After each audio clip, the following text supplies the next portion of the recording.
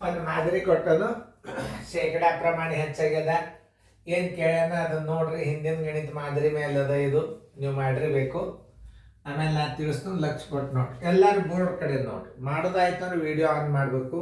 ಮಾಡಿದ್ದಿಲ್ಲ ಅಂದ್ರೆ ಮ್ಯೂಟ್ ಮಾಡಿ ಗಣಿತ ಬಿಡಿಸ್ಬೇಕು ನೀವು. ಮ್ಯೂಟ್ ಹಾಗೆ ತೆಗೆದ್ರೆ ಹಾಗೆ ಓಪನ್ ಇಟ್ಟರೆ ಅಂದ್ರೆ ನಾ ಬಂದು ಗಣಿತ ತಿಳಿಸ್ತಾನೆ ನೋಡ್ರಿ. ಈಗ ಒಂದು ಹಳ್ಳಿಯ ಜನಸಂಖ್ಯೆ ಮೊದಲನೇ ವರ್ಷ 8%, ಎರಡನೇ ವರ್ಷ 10% ಹೆಚ್ಚಾಗುವುದು. ಎರಡನೇ ವರ್ಷದ ಕೊನೆಗೆ 7,128 ಜನಸಂಖ್ಯೆ ಇದ್ದರೆ ಮೊದಲೇ ವರ್ಷದ ಪ್ರಾರಂಭದ ಜನಸಂಖ್ಯೆ. ಈಗ ನೀವು 10% ಏನದ ಎರಡನೇ ವರ್ಷದ 10% ಜನ ಅಂತಂದ್ರೆ 100 ಇತ್ತಂದ್ರೆ 110 ಆಗ್ಯಾರ. 110 ಇದ್ದಾಗ 100 ಏನದ ಅಂತಂದ್ರೆ ಮೊದಲೇ ವರ್ಷದ ಕೊನೆಯ ಜನಸಂಖ್ಯೆ ಇರ್ತದ. ಅದನ್ನ ಅರ್ಥ ಮಾಡ್ಕೋ. ಪ್ರಶ್ನೆನ ಸರಿಯಾಗಿ ಅರ್ಥ. 110 ಜನಸಂಖ್ಯೆ ಇದ್ದಾಗ 100 ಏನಿರ್ತದ ಅಂದ್ರೆ ಮೊದಲೇ ವರ್ಷದ ಕೊನೆಯ ಜನಸಂಖ್ಯೆ ಇರ್ತದೆ. ಅದನ್ನು ತಿಳ್ಕೊಬೇಕು ನೀವು. ನೋಡ್ರಿ, ಮೊದಲನೇ ವರ್ಷದ ಒಂದನೇ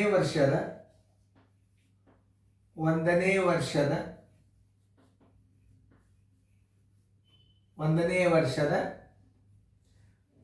ಜನಸಂಖ್ಯೆ ಅಂದ್ರೆ ಒಂದನೇ ವರ್ಷದ ಕೊನೆಯ ಜನಸಂಖ್ಯೆ. ಒಂದನೇ ವರ್ಷದ ಕೊನೆಯ ಜನಸಂಖ್ಯೆ ಅದನ್ನು ತಕ್ಕೋಬೇಕು ನೀವು. ಈಗ ನೋಡ್ರಿ, 110 ಇದ್ದಾಗ 110 ಜನಸಂಖ್ಯೆ ಇದ್ದಾಗ 110 ಜನಸಂಖ್ಯೆಗೆ ಬರೋಬ್ಬರಿ 100 ಒಂದನೇ ವರ್ಷದ ಕೊನೆಯ ಜನಸಂಖ್ಯೆ ಇರ್ತದೆ. ಒಂದನೇ ವರ್ಷದ ಕೊನೆಯ ಜನಸಂಖ್ಯೆ ಮ್ಯಾಲೆ ಬರೋದು ನೋಡ್ರಿ. ಒಂದನೇ ವರ್ಷದ ಕೊನೆಯ ಜನಸಂಖ್ಯೆ 110 ಇದ್ರೆ ಎರಡನೇ ವರ್ಷದ ಕೊನೆಯ ಜನಸಂಖ್ಯೆ 110 ಇತ್ತು ಅಂತಂದ್ರೆ ಮೊದಲೇ ವರ್ಷದ ಕೊನೆಯ ಜನಸಂಖ್ಯೆ 100 ಇರ್ತದ. 7,128 ಜನಸಂಖ್ಯೆ ಇದ್ದಾಗ ಒಂದನೇ ವರ್ಷದ ಕೊನೆಯ ಜನಸಂಖ್ಯೆ ಎಷ್ಟಿರ್ತದೆ? 7,128 ಗುಂಡ್ಲೆ 100 ಸರ್ವಾಸ್ ಬಾಗಿಲೆ 110 ನೋಡ್ರಿ. ಈ ಪೂಜೋತು ಈ ಪೂಜೋತು, ಈ ಪೂಜೋತು ಈ 0 ಹೋಯ್ತು. ಈಗ 11 ಭಾಗ ಹೋಗ್ತದಲ್ಲ, ಹೆಂಗೆ ತಿಳ್ಕೊಬೇಕಂದ್ರೆ 7, 2, 9, 8, 1, 9 ಅಂದ್ರೆ ಸಮ ಸ್ಥಾನಗಳ ಮತ್ತು ಬೆಸ ಸ್ಥಾನಗಳ ಮೊತ್ತ ಒಂದೇ ಆಗಿದ್ದರೆ 11 ಭಾಗ ಹೋಗ್ತದೆ. ನೋಡ್ರಿ, 7, 2, 9, 8, 1, 9 ಅವುಗಳ ವ್ಯತ್ಯಾಸ 0 ಆದರೆ 11ರಿಂದ ಭಾಗ ಹೋಗ್ತದೆ. 11 ಆಗಲೇ 66, 11 7 77 ದೊಡ್ಡದಾಯ್ತು. 11 ಆಗಲೇ 61, 11 ಆಗಲೇ 66, 71ರೊಳಗೆ 66 ಕಳೆಯಿರಿ, 5 ಉಳಿತು. ಈಗ 2 ತಗೋರಿ. 11 2 11 4 44, 11 5 55, 11 4 11 4 44 ಕಳೆಯಿರಿ, 8 ಉಳಿತು. ಕೊನೆ ಅಂಕಿ 8 ಅದ. 11 8 88, 6,480 ಜನಸಂಖ್ಯೆ. ಅದರದ್ದು ಒಂದನೇ ವರ್ಷದ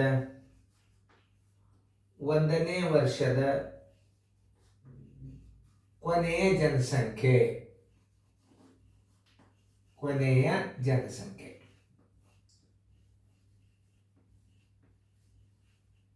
ಬರೋಬ್ಬರಿ 6,480. ಇನ್ನು ಏನದ 8% ಏರಿಕೆ ಅದ ಅಂತಂದ್ರೆ 108 ಜನಸಂಖ್ಯೆ ಇದ್ದಾಗ ಏನು ಒಂದನೇ ವರ್ಷದ ಕೊನೆಯ ಜನಸಂಖ್ಯೆ ಬಂತೀಗ. ಆಮೇಲೆ ಈಗ ಒಟ್ಟು ಜನಸಂಖ್ಯೆ ಬರೋಬ್ಬರಿ ಎಷ್ಟು ಬಂದದ? ಒಂದನೇ ವರ್ಷದ ಕೊನೆಯ ಜನಸಂಖ್ಯೆ ಎಷ್ಟು? 6,480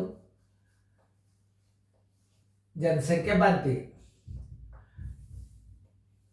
ಈಗ ಪ್ರಾರಂಭದ ಜನಸಂಖ್ಯೆ ಬರಬೇಕಾದ್ರೆ ಪ್ರಾರಂಭದ ಜನಸಂಖ್ಯೆ ಎಷ್ಟಿರ್ತದಂದ್ರೆ 108 ಜನಸಂಖ್ಯೆ ಇದ್ದಾಗ, ಯಾಕಂದ್ರೆ 8 ಏರಿಕೆ ಆಗ್ಯದ, 8 ಏರಿಕೆ ಆಗ್ಯದ. 108 ಕೊನೆ ಜನಸಂಖ್ಯೆ ಇದ್ದಾಗ ಜನಸಂಖ್ಯೆಗೆ 100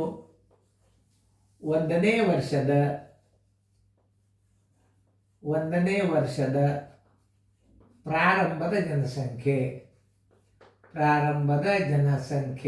ತಿಳ್ಕೋಬೇಕು ನೋಡ್ರಿ. 108 ಏನದ ಇದು? 108 ಜನಸಂಖ್ಯೆ ಇತ್ತು ಅಂತಂದ್ರೆ ಒಂದನೇ ವರ್ಷದ ಕೊನೆಯ ಜನಸಂಖ್ಯೆ ಇದು 108 ಇತ್ತು ಅಂದ್ರೆ 100 ಏನಿರ್ತದೆ ಒಂದನೇ ವರ್ಷದ ಪ್ರಾರಂಭದ ಜನಸಂಖ್ಯೆ ಇರ್ತದೆ. 6480 ಜನಸಂಖ್ಯೆ ಇದ್ದಾಗ ಒಂದನೇ ವರ್ಷದ ಪ್ರಾರಂಭದ ಜನಸಂಖ್ಯೆ ಬರ್ತದ.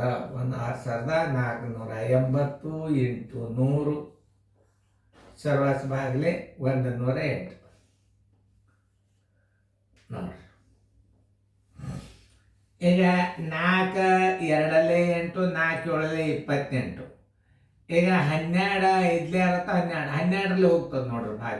12 9 108, 12 5 60, 4 12 4 48, 0ಗೆ 0. 9 1 9 60, 6 × 100 ಬರೋಬರಿ 6000 ಜನಸಂಖ್ಯೆ. ಆದ್ದರಿಂದ ಉತ್ತರ ಬರೋಬರಿ ಒಂದನೇ ವರ್ಷದ ಪ್ರಾರಂಭದ ಜನಸಂಖ್ಯೆ ಬರೋಬರಿ ಪ್ರಾರಂಭದ ಜನಸಂಖ್ಯೆ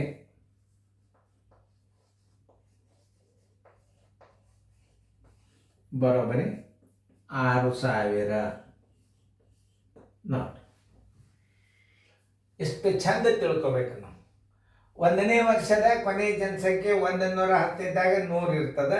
7128 ಕೊನೆ ಜನಸಂಖ್ಯೆ ಇದ್ದಾಗ ಒಂದನೇ ವರ್ಷದ ಕೊನೆಯ ಜನಸಂಖ್ಯೆ ಎಷ್ಟದ? ಒಂದನೇ ವರ್ಷದ ಕೊನೆಯ ಜನಸಂಖ್ಯೆ ಎಷ್ಟದ? ಒಂದನೇ ವರ್ಷದ ಕೊನೆಯ ಜನಸಂಖ್ಯೆ 108 ಇತ್ತಂದ್ರೆ 100 ಏನಿರ್ತದೆ ಒಂದನೇ ವರ್ಷದ ಪ್ರಾರಂಭದ ಜನಸಂಖ್ಯೆ ಇರ್ತದೆ. 2 ಸ್ಟೆಪ್ ಆದ್ಮೇಲೆ ಪ್ರಾರಂಭದ ಜನಸಂಖ್ಯೆನೇ ಸಿಕ್ಬಿಡ್ತದೆ. 6480ಕ್ಕೆ 6000 ಅಂದ್ರೆ ಪ್ರಾರಂಭದಾಗ ಗಣತಿ ಮಾಡುವಾಗ ಜನಸಂಖ್ಯೆ ಎಷ್ಟಿತ್ತು ಅಂದ್ರೆ 6000 ಇತ್ತು. ಉತ್ತರ ಬರೋಬರಿ 6000. ತಿಳಿತಲ್ಲ? ಇಂಥ ಗಣಿತಗಳನ್ನು ನೀವು ಕಲಿಬೇಕು. ಸಣ್ಣರ ಫೇರ್ನ ಬರ್ಕೋರಿ ಚಂದ.